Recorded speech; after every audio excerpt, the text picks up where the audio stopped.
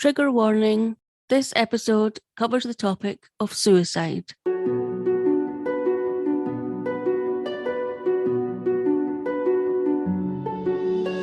Welcome, wee ones, to Scottish Murders. Dawn will shortly be taking you through a solved or unsolved murder involving people from or living in Scotland. So get ready to hear about the darker side of bonnie Scotland.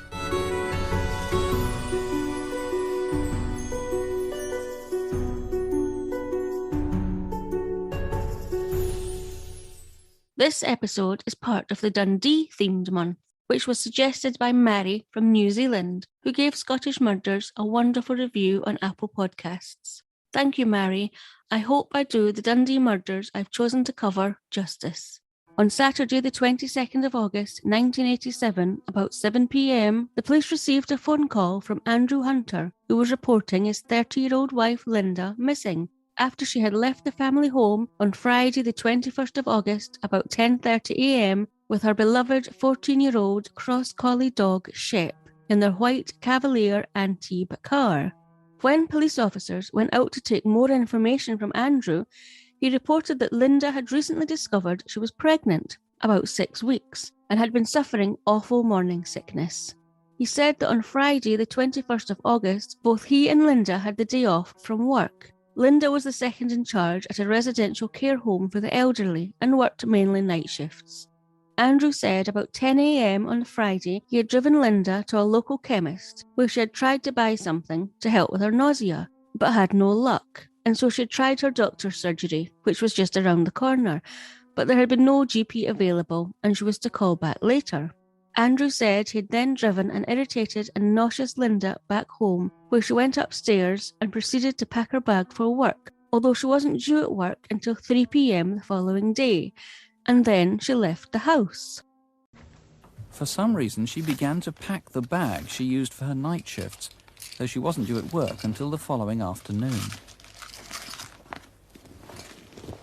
Maybe she was going to her parents'. I'm going out. You can pick up the car from work tomorrow at 3. Well, I did need the car, Lynda. But if you're going to Dundee, you could give me a lift. If you're ready now, then come. If not, you can get the bus. Come on, Chip. Well, just give us a minute and I'll go get my files. Neither Lynda nor Shep have been seen since.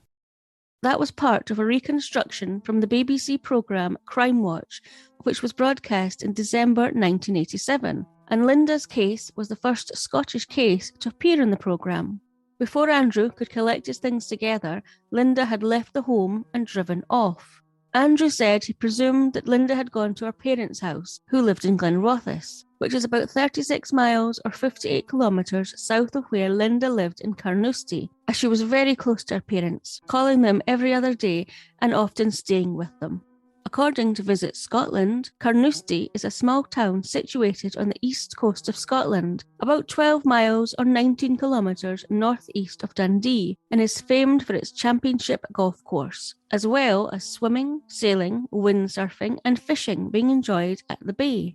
Andrew went on to tell the police that he was surprised when Lynda's sister Sandra turned up at their door on the Friday afternoon for a pre-arranged meeting with Lynda, as he thought Sandra would have seen Lynda in Glenrothes, where Sandra and her parents both lived, but he thought Lynda had maybe just forgotten Sandra was coming to their home.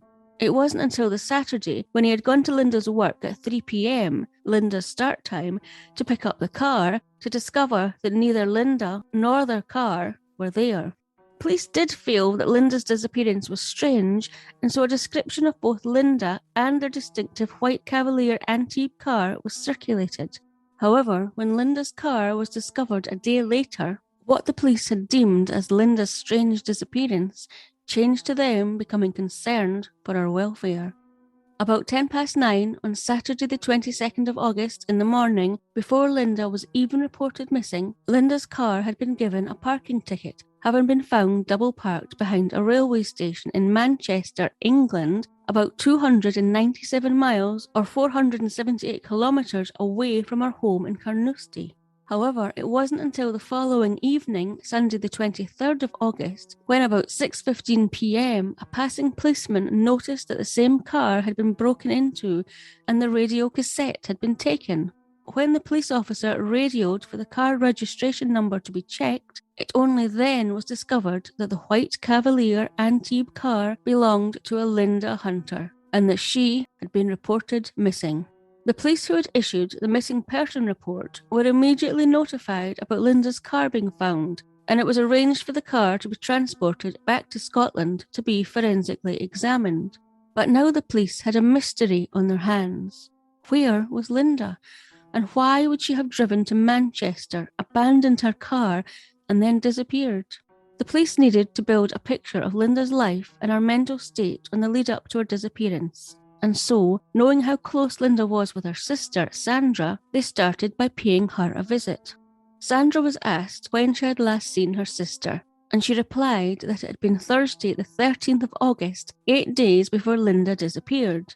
She said Lynda had driven to her home in Glenrothes and the pair had spent the afternoon talking. When asked what the pair had spoken about, Sandra had said that Lynda had told her she was pregnant, going on to say that Lynda was overjoyed, although it was slightly marred as Lynda had been suffering terrible morning sickness.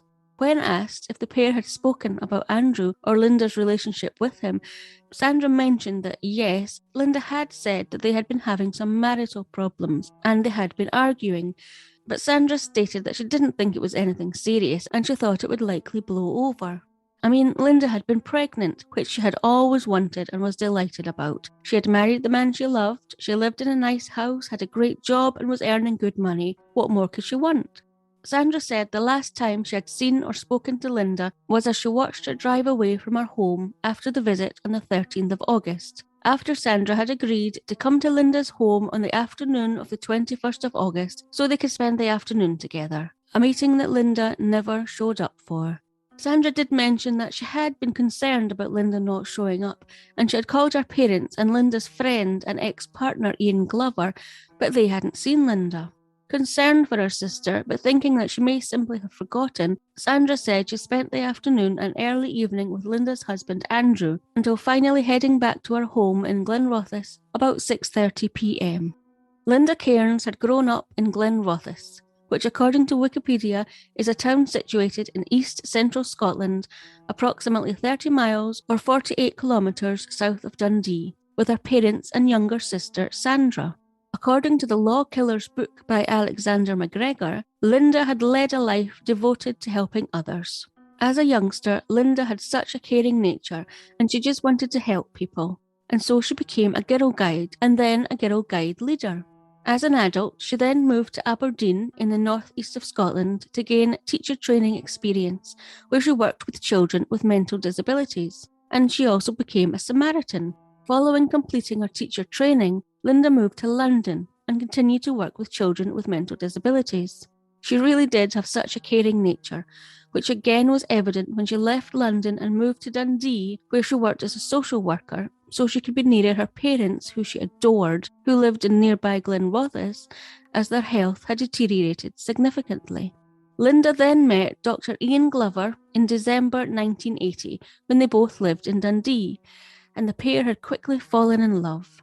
When Lynda's parents' health improved slightly, she then decided to move to Edinburgh for a training course, and Ian agreed to move there with her too. And by April 1982, they were living happily together in Edinburgh.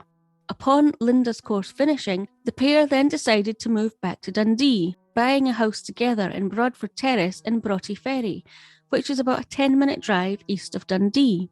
Initially, the couple had a loving sexual relationship. However, around about July 1983, their relationship became platonic, with the pair agreeing to be just friends, but they continued to live together, sleeping in separate bedrooms. Lynda then met Andrew Hunter sometime in late 1984, when Lynda would have been 27 years old and Andrew would have been 33 years old. They both had moved to Broughty Ferry and lived across the street from each other on Broadford Terrace. Andrew with his wife Christine, whom he had married in 1974, and their 9-year-old son Colin, and Lynda with her ex-partner, Dr. Ian Glover.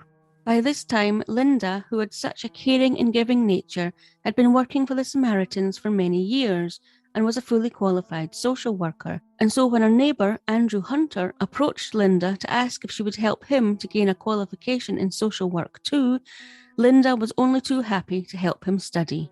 The two grew closer, found that they had lots in common, including wild, uninhibited sex, and eventually they embarked on an affair.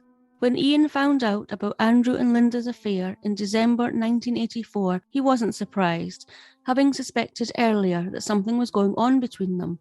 Andrew's wife, Christine, however, had not suspected anything, and when she also found out in December 1984 about her husband's affair, she was distraught and pleaded that the pair end their affair immediately, which Andrew agreed to.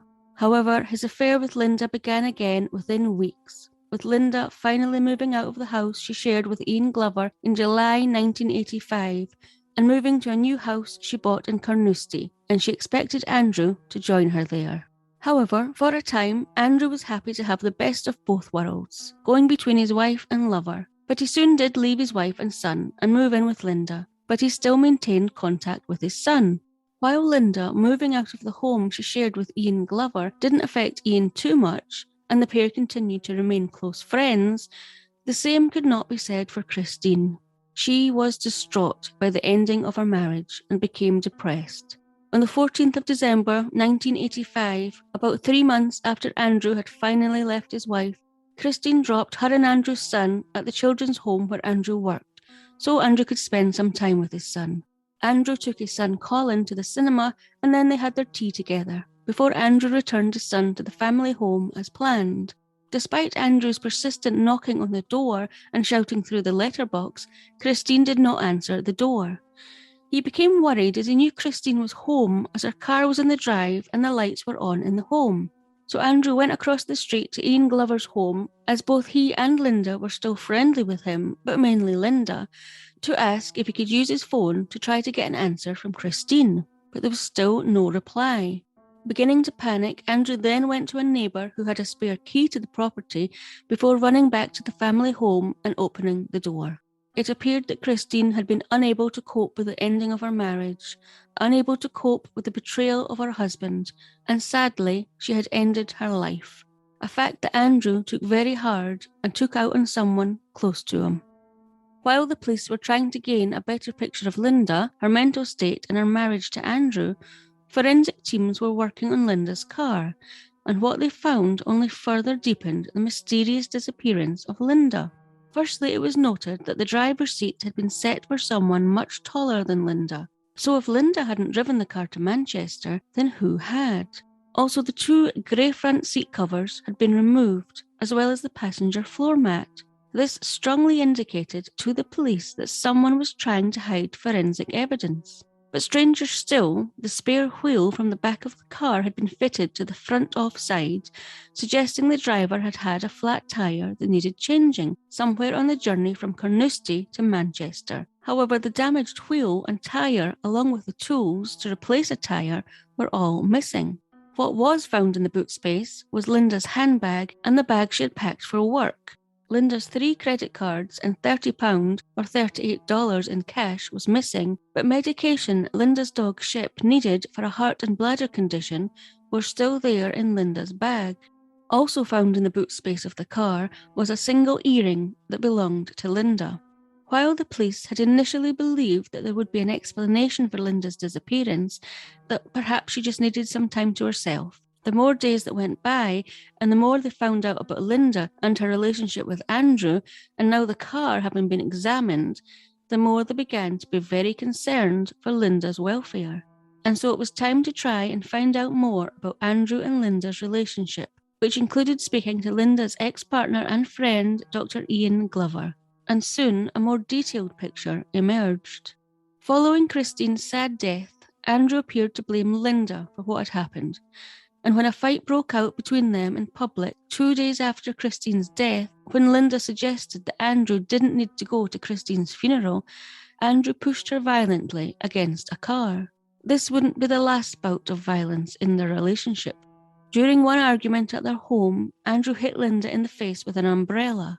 On another occasion, Andrew had twisted Lynda's arm so severely that she'd gone to hospital, but no treatment was needed. Ian Glover also reported that when he came home one night, he'd found Lynda in his home, explaining that they had keys for each other's houses. Lynda told him that Andrew had hit her and placed his hands around her neck. Lynda had reported this incident to the police, but no further action was taken. It was reported that in January 1986, a month after Christine had ended her life, Andrew Hunter had become suicidal and had received treatment in hospital for about 4 months. Following being discharged from hospital in June 1986, with Andrew and Lynda's wedding imminent, Andrew postponed the wedding as he wasn't sure how he felt about Lynda. Following this, Lynda, worried about her future with Andrew, took an accidental overdose of her sleeping medication and was treated in hospital for a week. However, on the 1st of November 1986, the pair married. Andrew and Lynda had a church wedding, and Lynda's younger sister Sandra was her bridesmaid. From the photos, Lynda and Andrew appeared to be so happy, Lynda smiling and looking beautiful, and Andrew looking proud in his full Highland dress. The pair spent their first married night together in the 480-year-old Grand Fernie Castle in Fife, before heading on to Israel for the remainder of their honeymoon. Upon their return, the pair seemed really happy, content, and life got back to normal.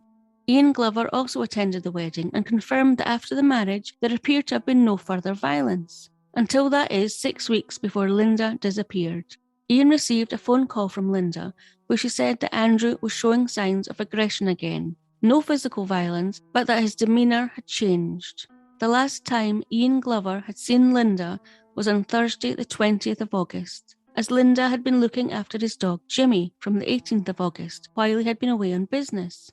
Ian came back on Wednesday the 19th of August, but Lynda had said there was no rush to pick up his dog.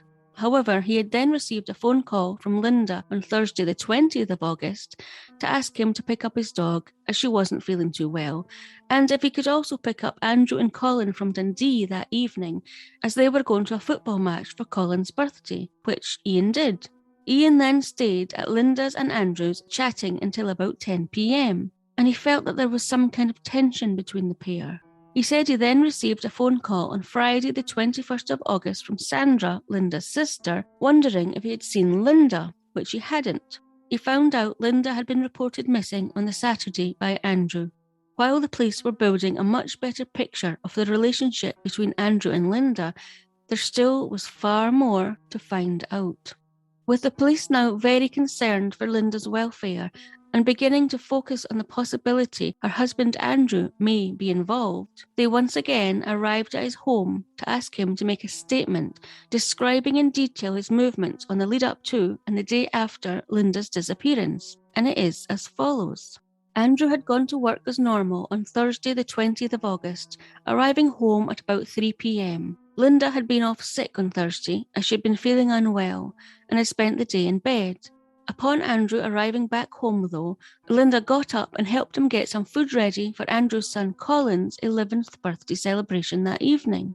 Lynda then returned to bed and Andrew took Lynda's dog Shep and their friend Ian's dog Jimmy out for a walk, arriving back home again about 4:20 p.m.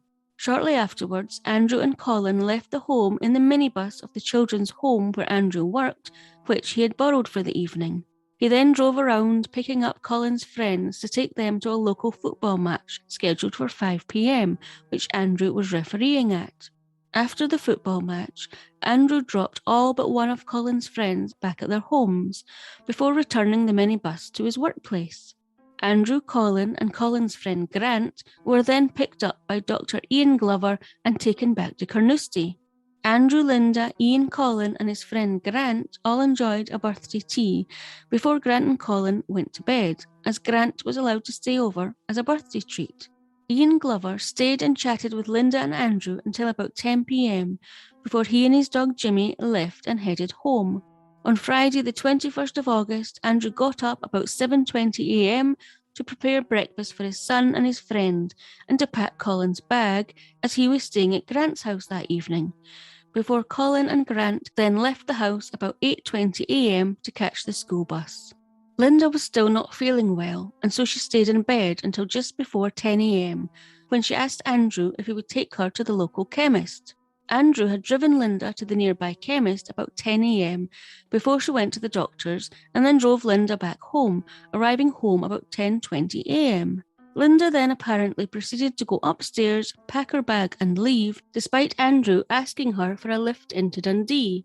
Andrew did get a bus into Dundee, where he went to his work to hand in an essay that had been due as part of his training, and chatted briefly with his colleagues before saying he would see them that night for the work party, and then left.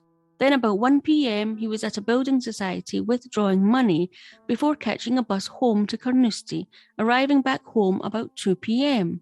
He then did some tidying up, some washing, and then worked in the back garden. Then, as arranged, Lynda's sister Sandra arrived at 3 p.m, which was a surprise to Andrew as Lynda hadn't mentioned it.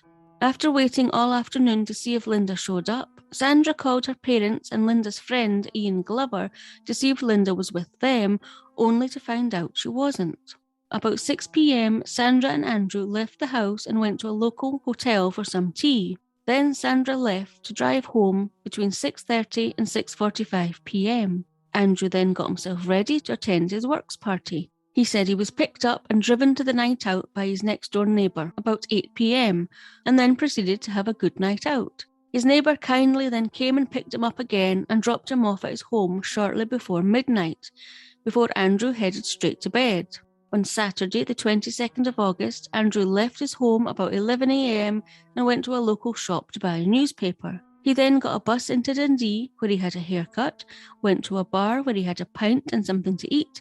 Then he purchased a pair of trainers for his son, which he still had the receipt for, and showed the purchase had taken place at 1:06 p.m. He spent some time just wandering around Dundee before about 3 p.m. heading to Lynda's work at the elderly people's home in Dundee to pick up the car and ship, only to find no Lynda, no car, and no ship.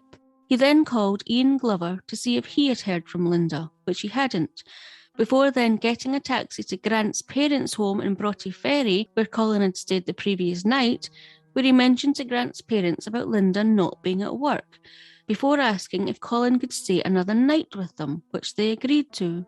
Andrew then went back home to Carnoustie and spoke to his neighbours about Lynda's disappearance, before eventually calling the police to report her missing about 7 p.m. that evening.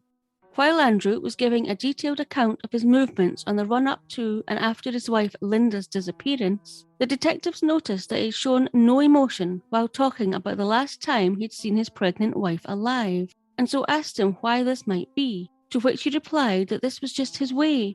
He had trained himself to show no emotion. They also asked Andrew again about the state of his marriage and if he had been seeing anyone else, to which he replied that his marriage was okay. He said that he and Lynda did have arguments, and that Lynda had been especially irritable lately due to the morning sickness, but that he had not been with anyone else since he married Lynda. The detectives also asked Andrew on numerous occasions why he thought Lynda might have disappeared, and the only explanation Andrew could come up with was to think that she just wanted space.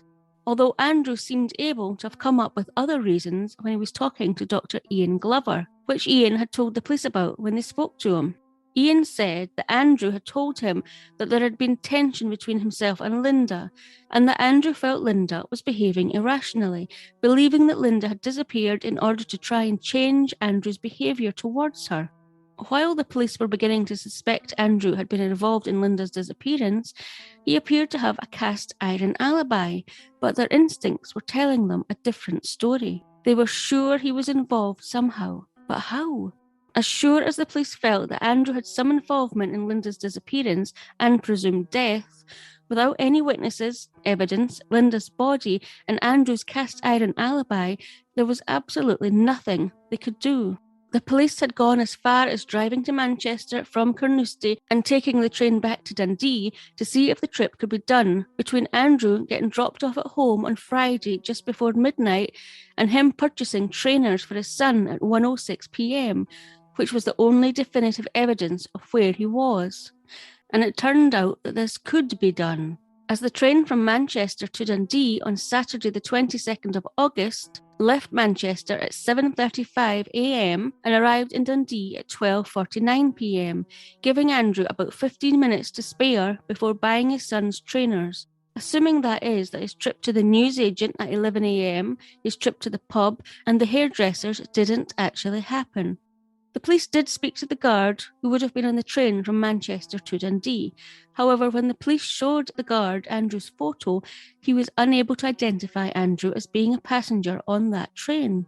The police had the same results when showing Andrew's picture to his local newsagent, where he supposedly bought a newspaper about 11 a.m. on the Saturday morning. When they showed his picture to the hairdressers he said he had attended, and when asking the barmaid if she could say for sure that Andrew had been in the pub at the time he said on the Saturday.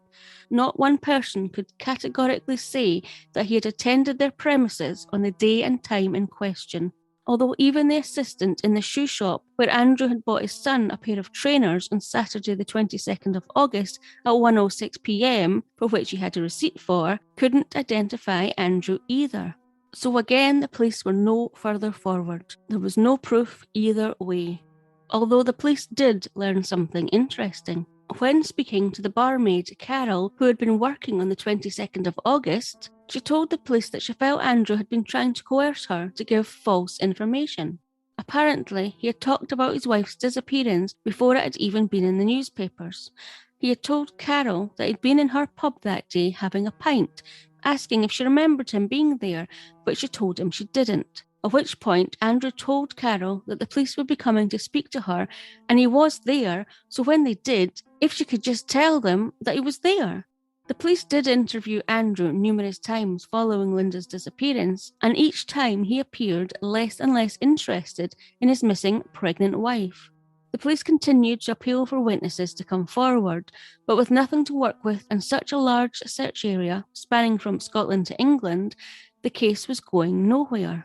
This is when the police approached the producers of the British programme Crime Watch UK. Crime Watch UK, according to Wikipedia, is a British television programme produced by the BBC that reconstructs major unsolved crimes in order to gain information from the public which may assist in solving the case. And back in the 1980s, it was broadcast once a month.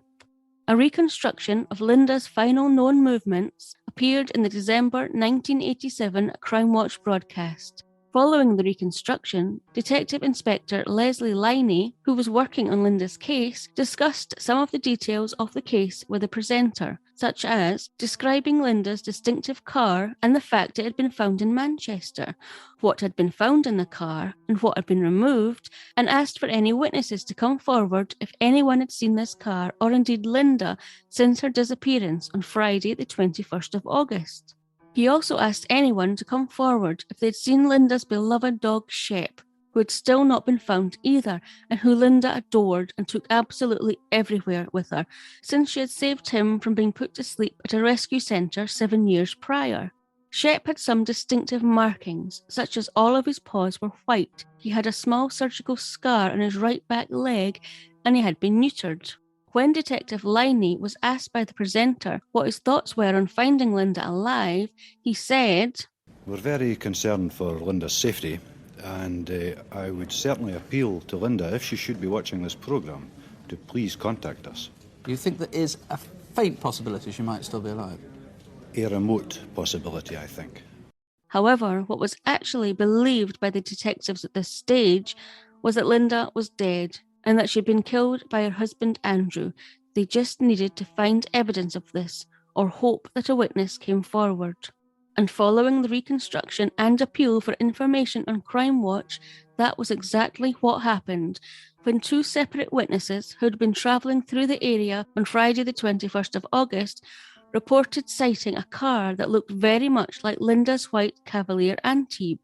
Both witnesses said the car had been driven by a male and a female had been in the passenger seat. Both witnesses believed that this was the hunters they had seen, with one of the witnesses picking out Andrew Hunter and another man in an identification parade as being similar to the driver of the car, and that the female in the passenger seat looked very similar to Lynda Hunter, and that she seemed in a distressed state. One area where this sighting had taken place was near Fernie Castle, where Andrew and Lynda spent their first night as a married couple, which is 26 miles or 42 kilometres southwest of Carnoustie, which is where the couple lived. and a 14-minute drive away from Glenrothes, where Lynda's parents and sister lived. Things weren't looking too good for Andrew, but the police still needed to find Lynda's body. And so when another witness came forward saying that they had seen a male carrying a bundle from a light-coloured car into St Michael's Woods, even though these woods were located 12 miles and 19 kilometres northeast of Fernie Castle and nearer to Carnoustie, the police believed this was where Lynda had been buried. And so a massive search began in December 1987 at St Michael's Woods, with Andrew even lending a hand. However, following an extensive search lasting 3 days, Lynda's body was not found.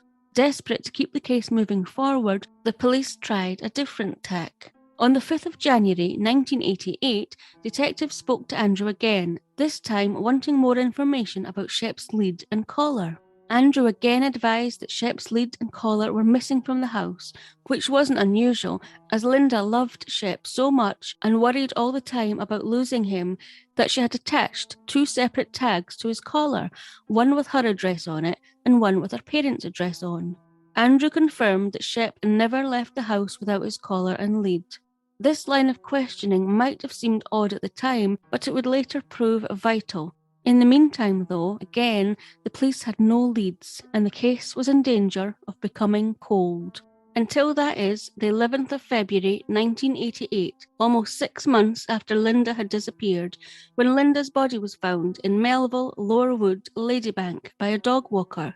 These woods are a 6-minute drive away from where a witness claimed to have seen who they believed were the hunters and who picked out Andrew and another man from a lineup, as well as reporting that the female passenger appeared to be distressed. Incidentally, the woods where the initial search and sighting of a male carrying a bundle into the woods was about 13 miles or 21 kilometres away. So if Andrew did have something to do with Lynda's murder, then he helped the police search in these woods, safe in the knowledge that Lynda's body would not be found, as he had dumped her body miles away. Having found Lynda's body, and following the post-mortem, it was discovered that Lynda had been murdered by strangulation, and she actually had been found with her dog Shep's lead still around her neck. The police attended Andrew's home to tell him the news and to see his reaction to Lynda's body being found, and it wasn't quite what they expected to find. Upon attending Andrew's home, they discovered that he had company, namely a sex worker. Upon Andrew being told that his wife's body had been found, detectives were surprised that he didn't appear to be overly concerned or upset, preferring to talk about football instead. However, following the revelation that Andrew enjoyed the company of sex workers, he certainly would have reason to be concerned when detectives began to pursue this line of inquiry, and it wouldn't be long before the real Andrew Hunter would finally be revealed. Here's a promo, and then we'll get back to the story. Do you often find that you need a distraction from everyday life? Do you like true crime, conspiracy theories, paranormal stories, and other weird, dark tales? Well, tune in and turn up Weird Distractions Podcast, where we, your hosts, Christy and Alex, bring you a weird distraction to help you get through the work week.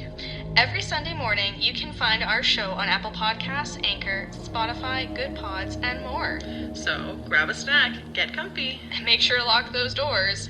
Need a distraction? We got you. Andrew didn't have a great start in life, as his mum had died 3 weeks after giving birth to him, and shortly afterwards his dad abandoned him, leaving him to be brought up by his aunt. Andrew craved family, and so as a young man he joined the Salvation Army in Glasgow, where he met and fell in love with Christine, who was 11 years older than him. Andrew received the love, care and encouragement from Christine that he had lacked as a child, and so when Andrew brought up that he would like to become a social worker, Christine encouraged him all the way. Andrew and Christine married in 1973, when Andrew would have been 22 and Christine would have been 33, and in 1976 they had a son who they named Colin. While Christine was in married bliss with her wonderful husband and beautiful new baby boy, little did she know that her husband had begun having an extramarital relationship with a male he had met at a sauna. In 1977, Andrew had gained employment in Dundee at a children's home as an unqualified social worker, and so the family relocated to Dundee. The pair continued to work at the Salvation Army, but Andrew wanted to help more, and so he also began working closely with vulnerable young women who had addiction problems, whilst he also worked towards becoming a qualified social worker. However, Andrew was not there to help these vulnerable people. He was there to exploit and seduce them. This continued throughout his relationship with Christine, as well as him often turning to sex workers to satisfy his sexual appetite.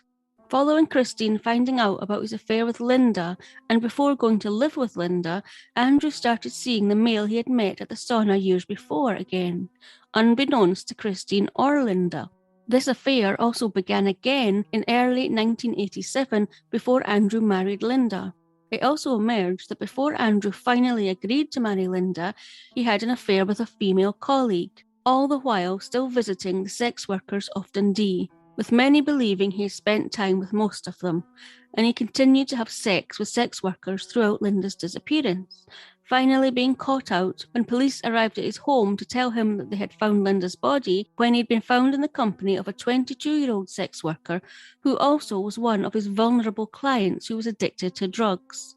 Detectives were keen to speak to the vulnerable client of Andrew's, however sadly she died shortly afterwards from what was believed to have been an overdose, although some friends of the female speculated that Andrew could have possibly given her the fatal dose, while others believed that she may have felt guilty, as apparently Andrew had been complaining to her about how annoying his wife was, and so the sex worker had suggested that he bump her off, according to the Scottish Daily Mail on the 4th of August 2018. And so, police were very keen to speak to friends of the vulnerable female, as well as sex workers that Andrew spent the most time with, which they did.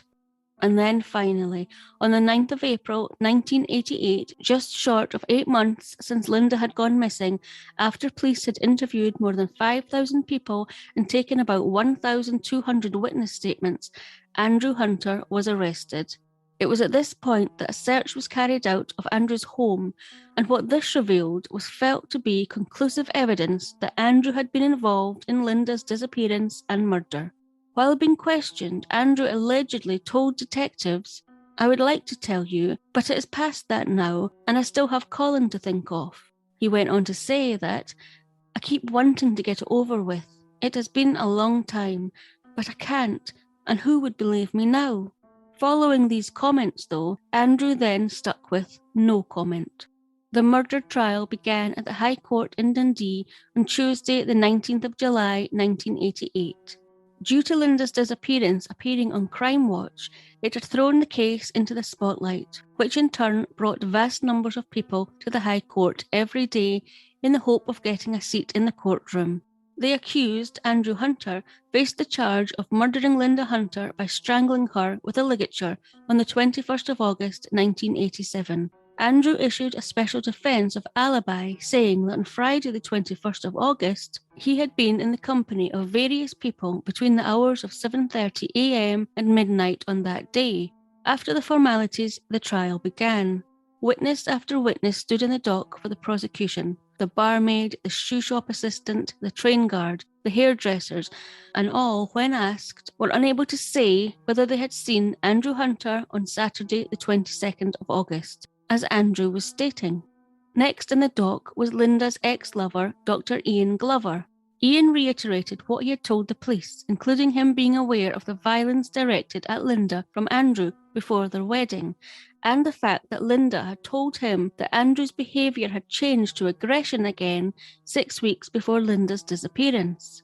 He also mentioned that in the months between Lynda going missing and her body being found, Andrew Hunter had said to him on at least 4 separate occasions that, "I'm not going to feel guilty this time." Dr. Ian Glover went on to say, according to the Courier and Advertiser newspaper on the 22nd of July 1988, that he assumed Andrew was referring to the death of his first wife, and that he felt guilty because it might have been something to do with his behaviour leading to her death. Dr. Glover went on to say, "I did, however, prior to the discovery of the body, feel that Hunter thought Lynda was already dead." Next in the dock was one of the detectives working on Lynda's case, Detective Sergeant Snedden, who stated what those working on the case believed to have happened on the fateful day Lynda went missing. They believed that when Andrew and Lynda returned from the chemist on the morning of Friday the 21st of August, an argument between the two had broken out, and Lynda had stated that she wanted to go to her parents in Glenrothes. She often stayed overnight with her parents to care for them, and Andrew had offered to drive her and Shep there, as Shep went absolutely everywhere with Lynda. It was believed that the pair had continued to argue in the car, leading to Andrew to pull over into a lay-by by woods in a quiet bit of road, grabbing Shep's lead from the back seat, placing it around Lynda's neck and strangling her. Quickly, before anyone happened upon them, he got out of the car, went to the passenger side and picked Lynda's lifeless body up and carried her about 100 feet or 30 metres into the woods and just left her there, before quickly returning to his car and driving off. It is then believed he stopped a few miles along the road, removed Shep's collar and put him out of the car before driving off and leaving him there. He then is believed to have parked his car a few miles away from his home, got a bus to Dundee and gone to his place of work to hand in an essay, get money from the building society and return home, where Lynda's sister Sandra would shortly be turning up. After attending his works night out and being dropped off at home shortly before midnight, it is then believed he walked to where he had parked the white Cavalier Antibes car and drove it 297 miles or 478 kilometres to Manchester, stopping briefly to repair the puncture before abandoning the car on double yellow lines at the back of the train station, before getting on the 7:35 a.m. train which would take him back to Dundee, arriving at 12:49 p.m, just in time for him to go to the shoe shop and purchase trainers for his son. When cross-examined by the defence, it was put to Detective Sergeant Snedden that this would have been a very elaborate and risky plan, and Andrew had done this apparently with not one single person having seen him, with the detective agreeing that there was no evidence of this, but equally that there was no evidence to confirm where Andrew was from about midnight on Friday the 21st of August to 1:06 p.m. on Saturday the 22nd of August, and that he could very well have been in his home overnight. However, before Detective Snedden stepped down from the witness box, he advised of the search that had been carried out on the Hunter's home at Carnoustie after Andrew had been arrested, and of the fact that Shep's dog collar had been found behind a laundry basket. He went on to say that Lynda would never leave the home without Shep having his dog collar on, and she would never leave without Shep, which suggested to him that Andrew had to have been with Lynda and Shep before their disappearance, and had made the ultimate mistake of taking the collar back home with him, only for the police to find it months later. Detective Snedden then stepped down from the dock, pleased with himself and safe in the knowledge that Andrew would have no explanation for the dog collar being found at his home. Next in the witness stand was a sex worker who Andrew had been having a regular relationship with, and she instantly contradicted a statement Andrew had made to the police about not having been with anyone since his marriage to Lynda by stating that he had paid for her services on numerous occasions since his marriage to Lynda, going on to say that when she had been with him in August 1987, he had told her that he had been looking for a job in Manchester, the very place where Lynda's car had been found. Coincidence? According to the Courier and Advertiser, on the 2nd of August 1988, Pauline, another of Andrew's regular sex workers, advised that she had been with Andrew at his home in his marital bed in December 1987, after Lynda had gone missing, and on one occasion she had noticed ladies' shoes in the wardrobe and asked Andrew about them, to which Andrew apparently answered that they were his wife's, but that she was dead, 2 months before Lynda's body had been found. The two witnesses, who had been driving separately through Fife, also took to the stand and told the court that they had firmly believed they had seen the white Cavalier Antibes car with Andrew driving and Lynda in the passenger seat looking distressed, near to where Lynda's body had been found. Next in the dock was a Salvation Army officer who had worked with and was friends with Andrew, and he told of how upset and concerned Andrew had been at the disappearance of his wife, despite Andrew showing no emotion to the police. He went on to say that Andrew must have been the best actor he had seen if he was not genuinely upset about his missing wife. Although Andrew had hidden quite well the fact that he was having sex with vulnerable people he was supposed to be there to protect. So it's possible he was a great actor.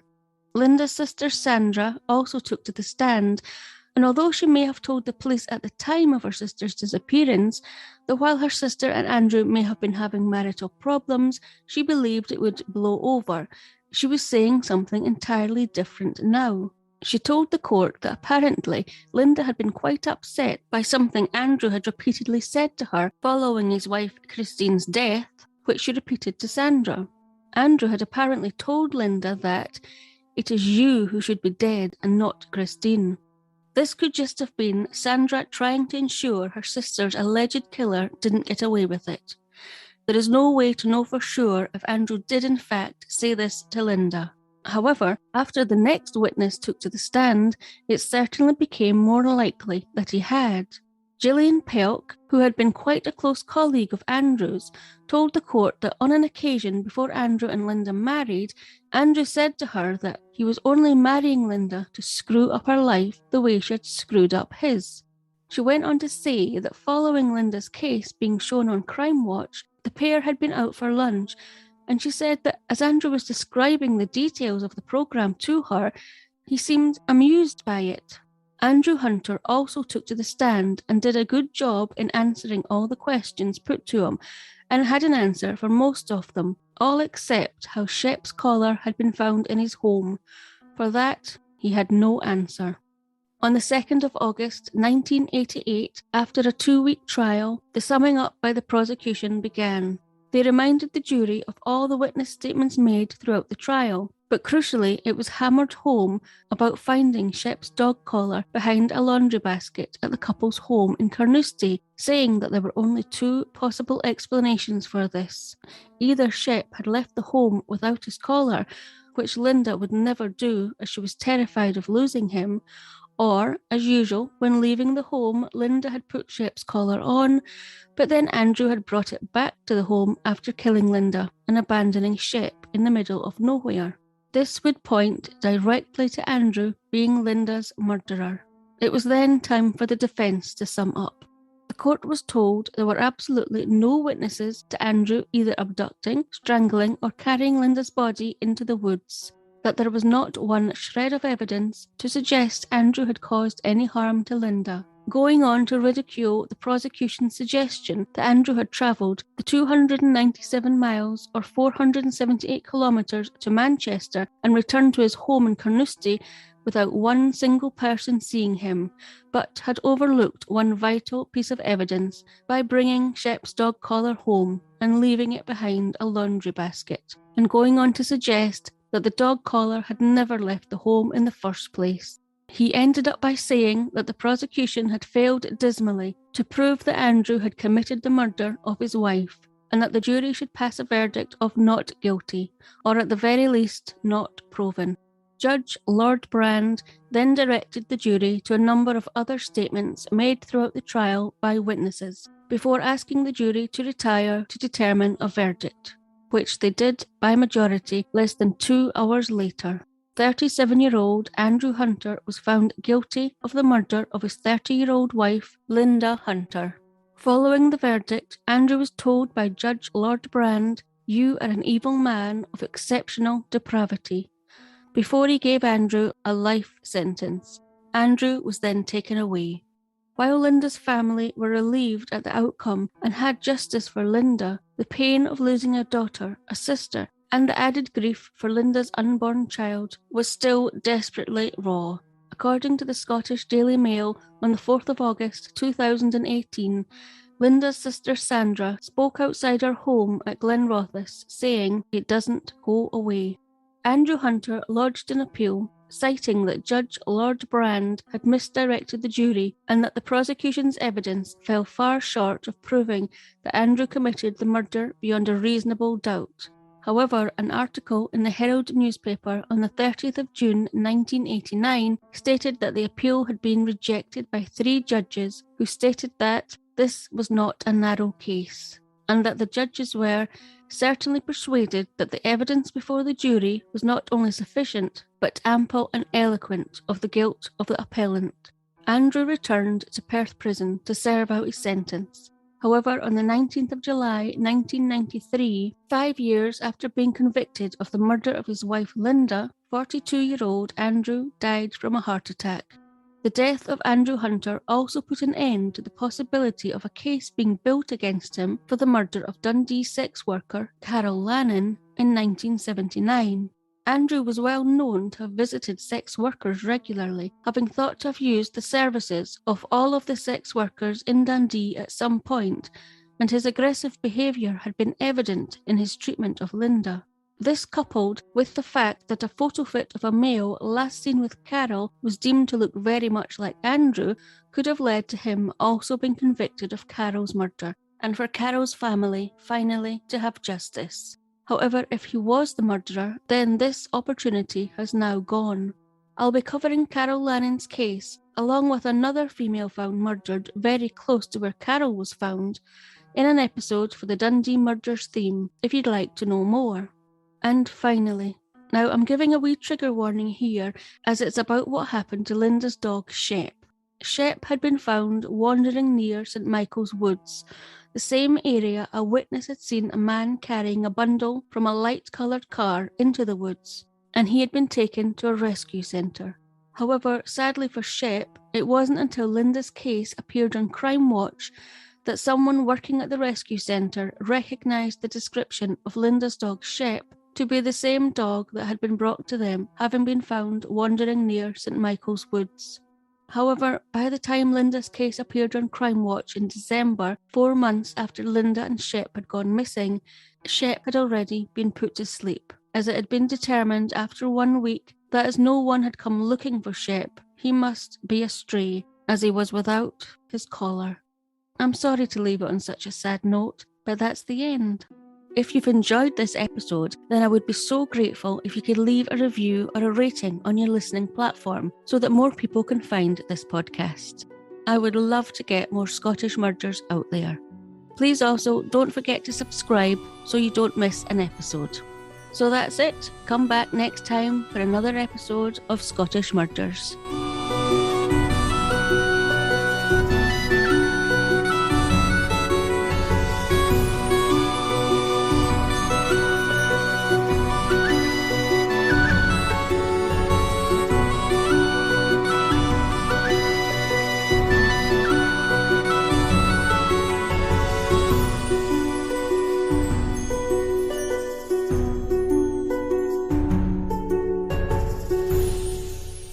Scottish Murders is a production of Cluarantonn.